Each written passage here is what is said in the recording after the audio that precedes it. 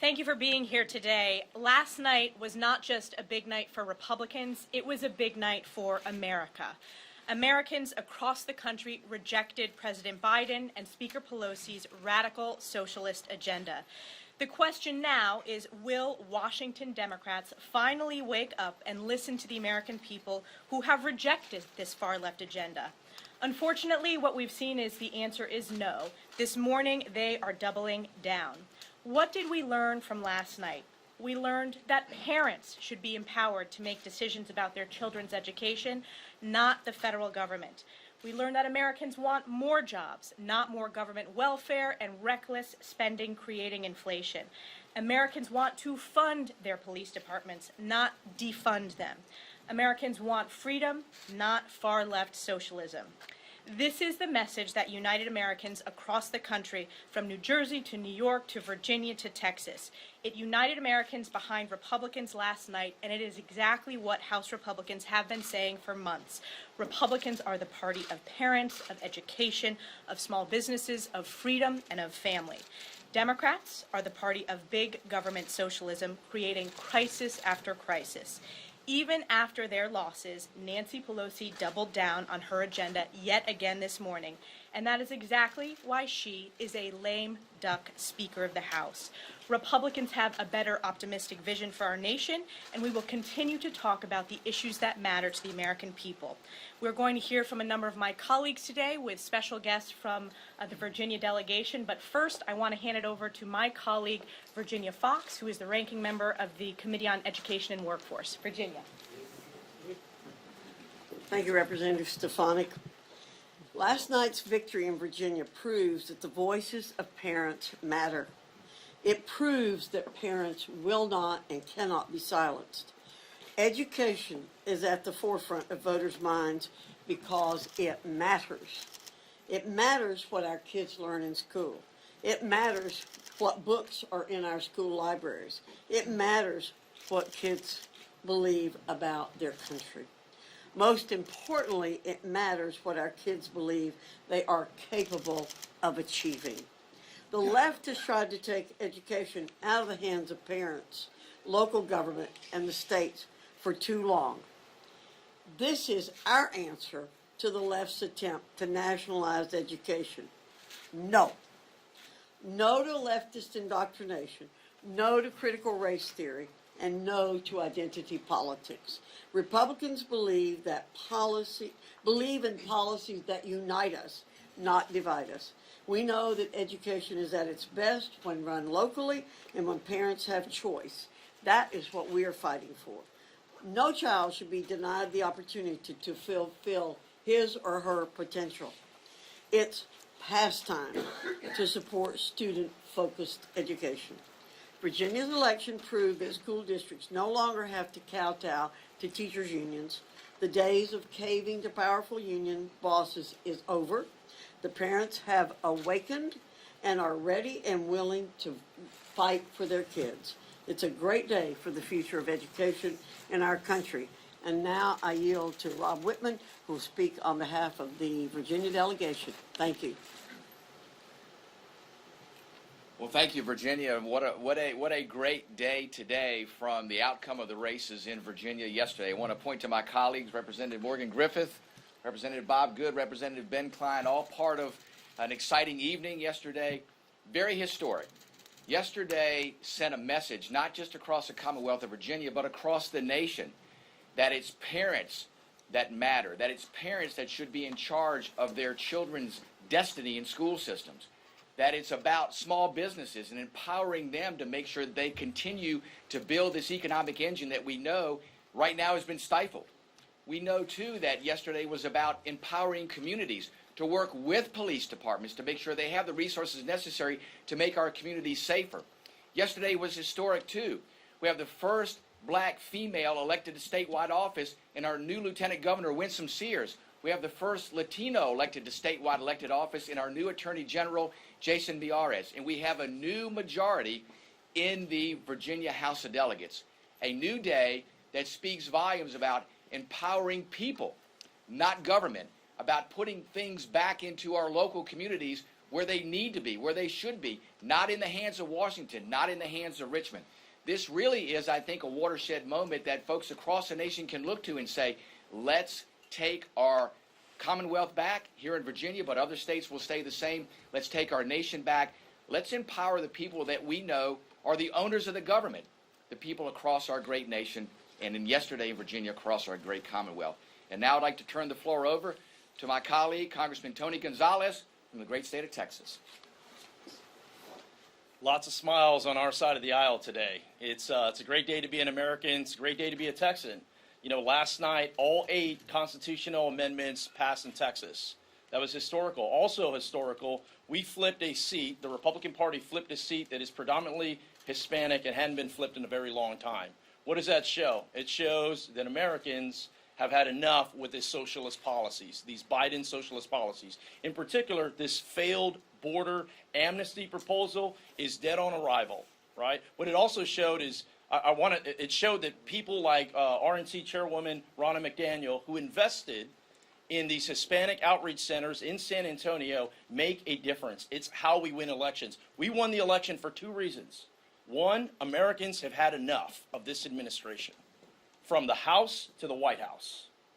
2, people like Janie and Frank Fonseca, who live in inner city San Antonio, that go out and door knock and help candidates win at all different levels. We need more people. The Republican Party needs more people like Janie and Frank if we're going to take back the House. Now I'd like to turn it over to my good friend, Julia Letlow from Louisiana.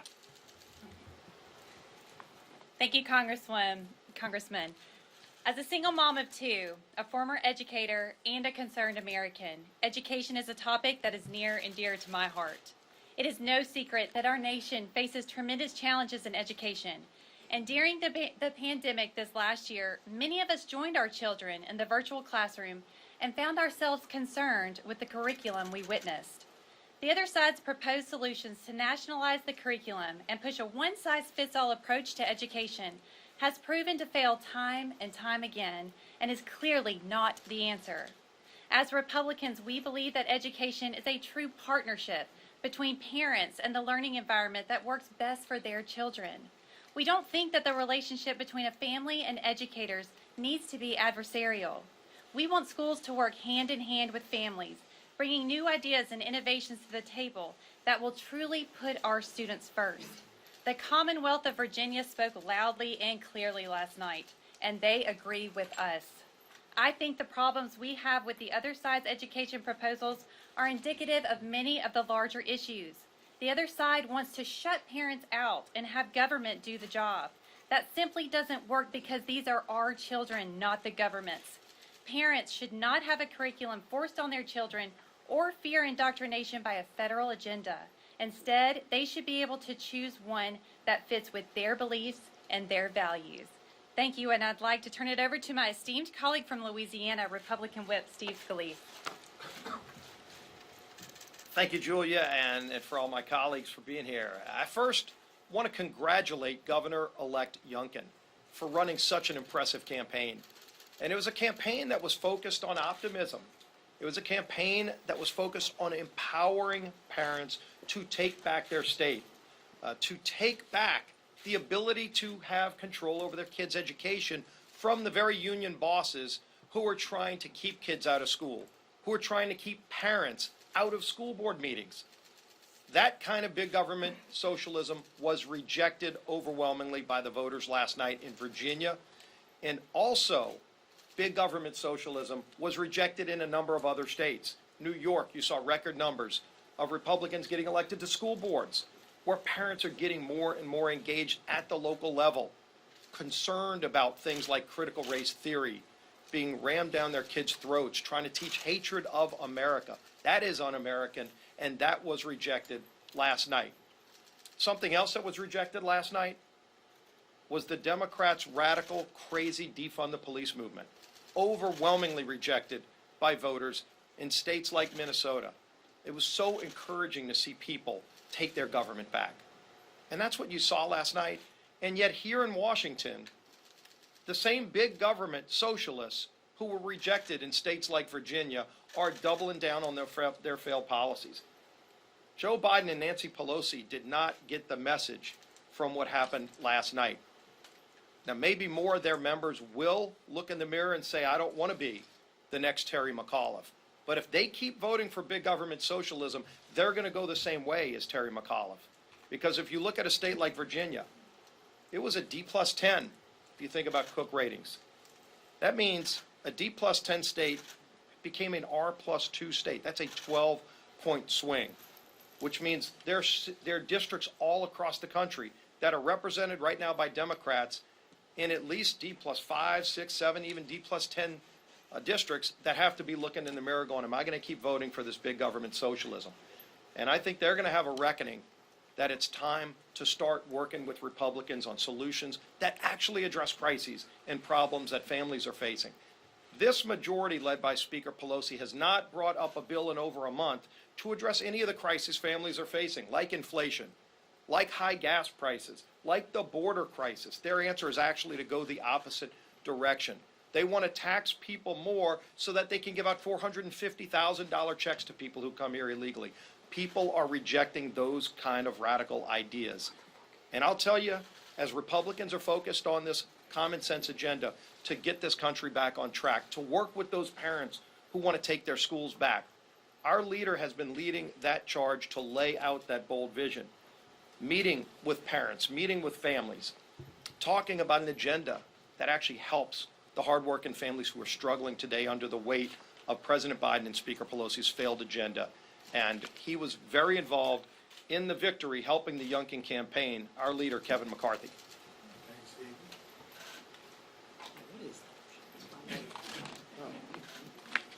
I thought somebody left it. Good afternoon. Oh, what a night it was. And it was a night just not about Virginia. It was a night about America.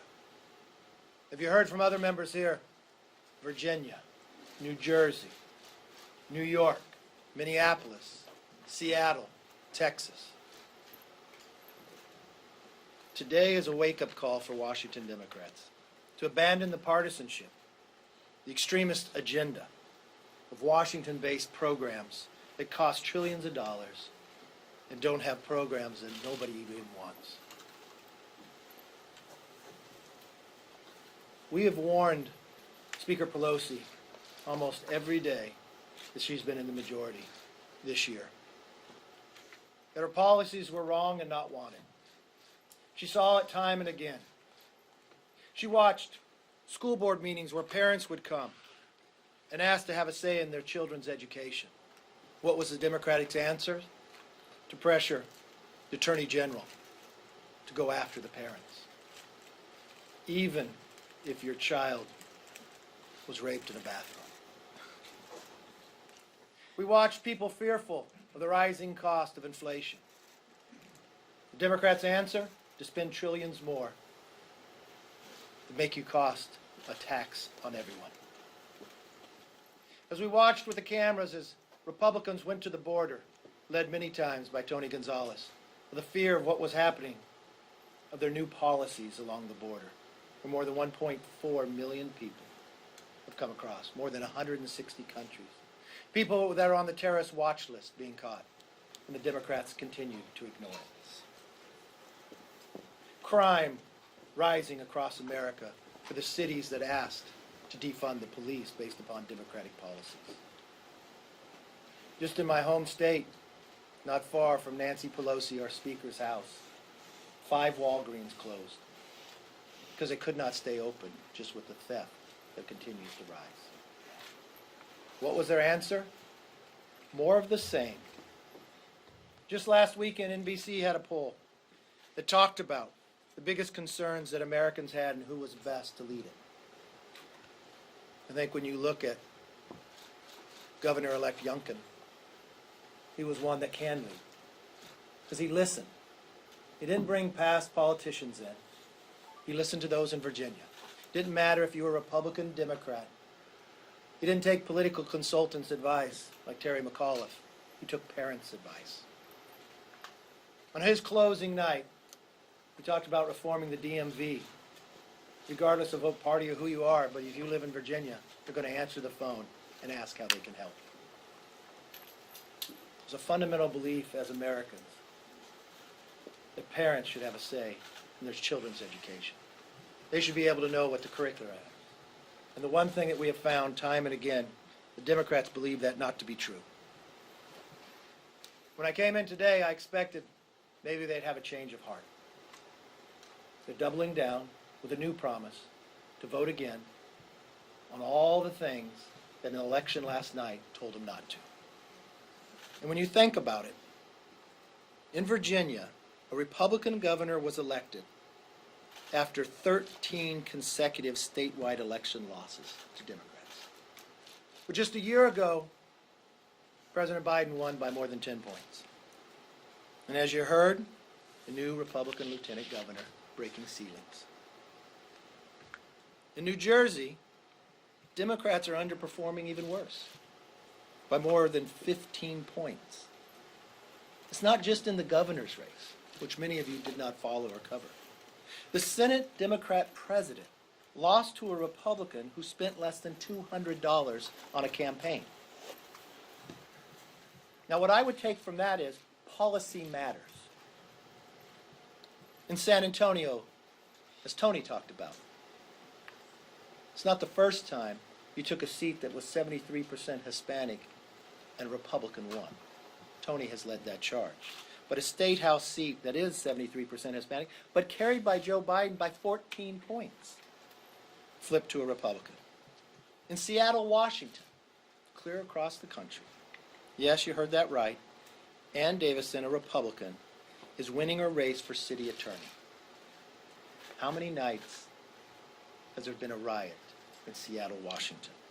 She's poised to be the first woman in that role and Republican in 32 years. All those elections, and also something else happened last night. We grew our conference one more. We're now 213. It only takes 218 to be a majority, with Mike Carey winning in Ohio 15. I don't believe these races are just about Republican. What it's about is failed policies the Democrats continue to push. I'm not sure what the speaker will do. I know we're on break next week and she's off to another European trip. I think that would make 3 in 3 months. I know if I was a Democrat today, one thing I would sincerely know, there's going to be a lot of retirements, either before the election or in 370 days. If you do not change course, if you do not start listening to the public, if you do not understand the policies you are pushing are making prices more expensive, will be our most expensive Thanksgiving ever, that the gas and the price of gasoline is higher than we've watched in 7 years, and the answer from your party is begging OPEC to produce more instead of America solving their own problems. A border that's unsecure, with no attention, trillions of dollars you want to push with no money there to secure the border. And your education policy is to push the Attorney General to investigate parents. If you didn't know that was failed by the polling, if you didn't know that was a problem by the calls of Americans to your office, you should have woken up after last night, because it wasn't just in Virginia. It was in New Jersey, it was in Minneapolis, it was in Texas, and it was in Seattle. The one thing I will tell you is Republicans listen. We hear you. We know the places that we can improve, and we make this promise to you. We will soon unroll the Parents' Bill of Rights. It doesn't matter your wealth, the color of your skin. Once you have a child, it is no longer what you become. It is now what opportunity your children will have. You have a right to know what's being taught in the school. You have a right to participate. Education is the great equalizer. We're all created equal, and we're going to make sure we make that happen across this country. With that, let's open it up for questions. Yes, ma'am. What role do you think parents played in last night's election results? This morning, the former president was on a conservative radio and said he's responsible for the win, credit for the win in Virginia. But Youngkin touched Donald Trump at arm's length and focused on policy, not on Donald Trump. So your assessment of the role that Trump played within? My first was, I guess I can't be surprised the morning after Republicans win across the nation.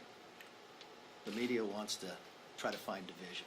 I watched the Republican Party more united, more people joining it, based upon policy.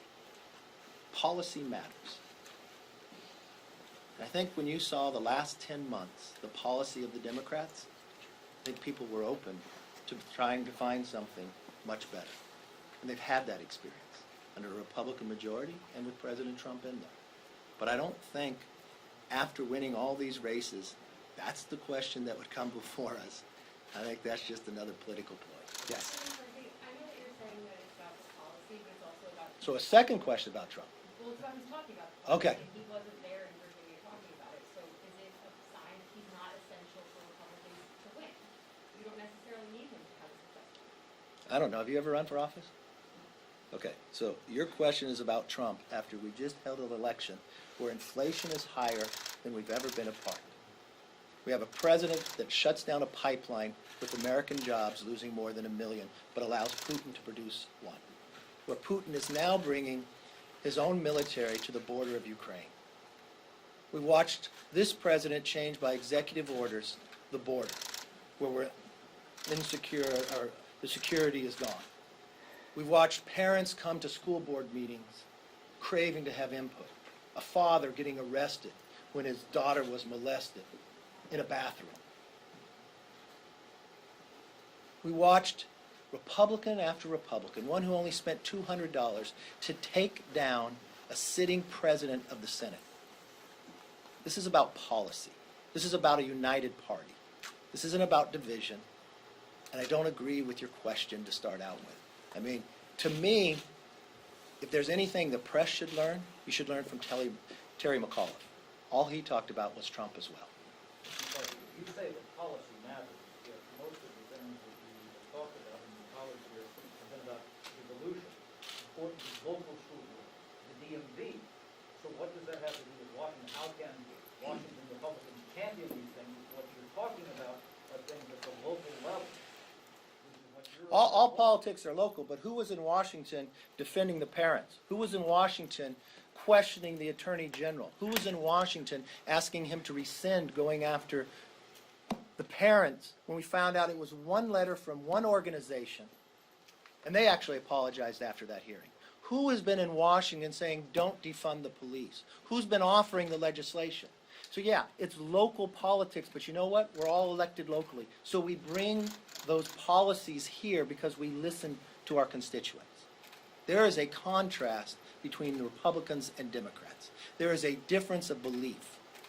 And I think that displayed pretty greatly in the election last night. Yes? I think the issue of education is going to be a top priority, top issue that you're talking about in the midterms.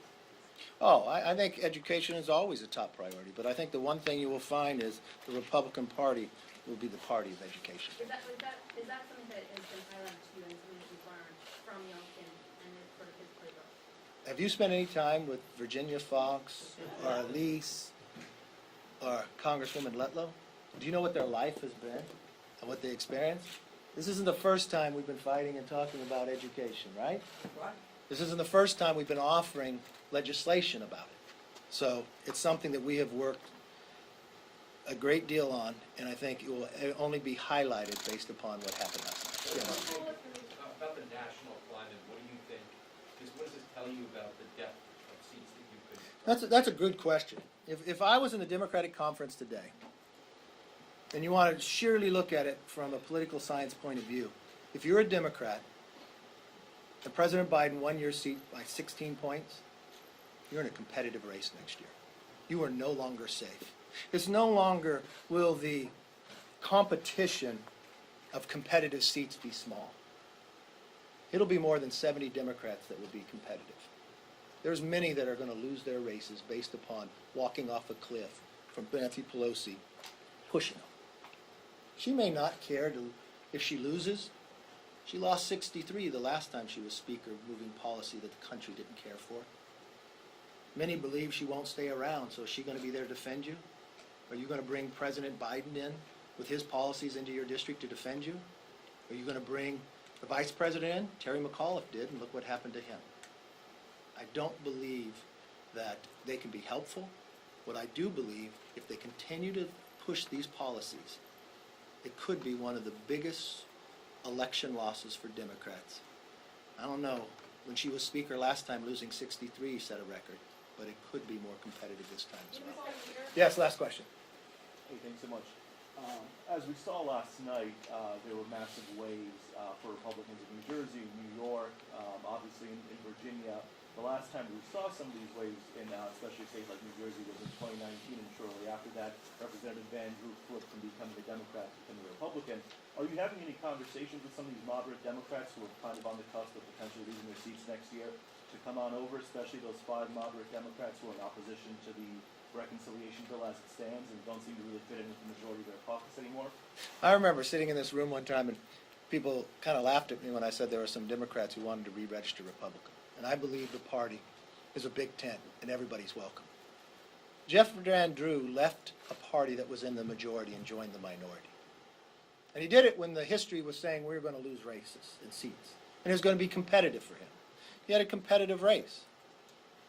But he did it because he said the party has left him. I think that discussion, and I know I've had that discussion with quite a few members on the other side. Don't be pushed to do something you don't believe in, because the policies are wrong.